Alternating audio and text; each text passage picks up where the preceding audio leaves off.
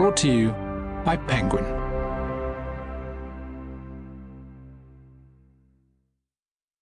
Companion Piece by Ali Smith. Read by Natalie Simpson.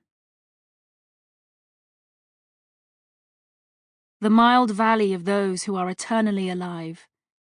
They walk by green waters. With red ink they draw on my breast a heart and the signs of a kindly welcome. Czeslaw Milosz.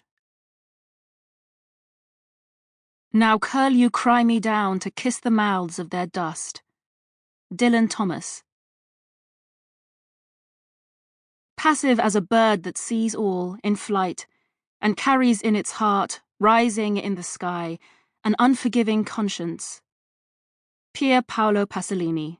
Translated by Ferlinghetti and Valente. I am angry to the depths of my soul that the earth has been so injured while we were all bemused by supposed monuments of value and intellect, vaults of bogus cultural riches. I feel the worth of my own life, diminished by the tedious years I have spent acquiring competence in the arcana of mediocre invention.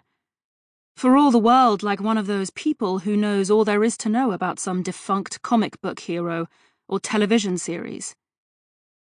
The grief borne home to others while I and my kind have been thus occupied lies on my conscience like a crime. Marilyn Robinson. By hammer and hand all arts do stand. Motto of the Worshipful Company of Blacksmiths. You choose.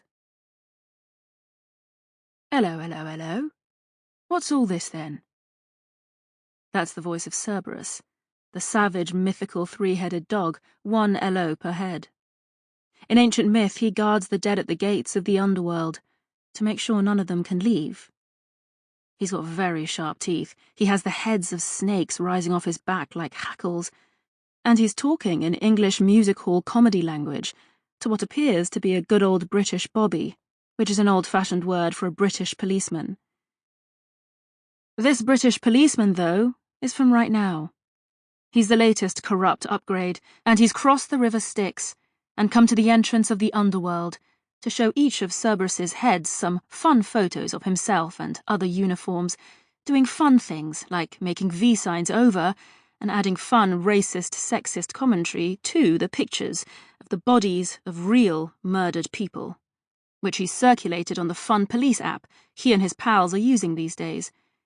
In this land of Union Jack the Lads in the year of our Lord 2021, in which this story, which starts with me staring at nothing in my front room on the sofa one evening, imagining a meeting between some terrifying aspects of imagination and reality, takes place. Cerberus doesn't even raise an eyebrow, and he could, if he wants, raise 6 at once. Seen it all before. Let the bodies pile high, more the merrier, in a country of people in mourning, gaslit by the constant pressure to act like it's not a country of people in mourning. Tragedy versus farce. Did dogs have eyebrows? Yeah, because verisimilitude's important in myth, Sand. I could have, if I'd wanted to know for sure, got off the sofa, crossed the room and had a look at my father's dog's head to check. But I was past caring whether dogs had eyebrows. I didn't care what season it was. I didn't even care what day of the week. Everything was mulch of a mulchness to me right then. I even despised myself for that bit of wordplay, though this was uncharacteristic since all my life I'd loved language. It was my main character, me, its eternal, loyal sidekick. But right then, even words and everything they could and couldn't do could fuck off, and that was that. Then my phone lit up on the table. I saw the light of it in the dark of the room.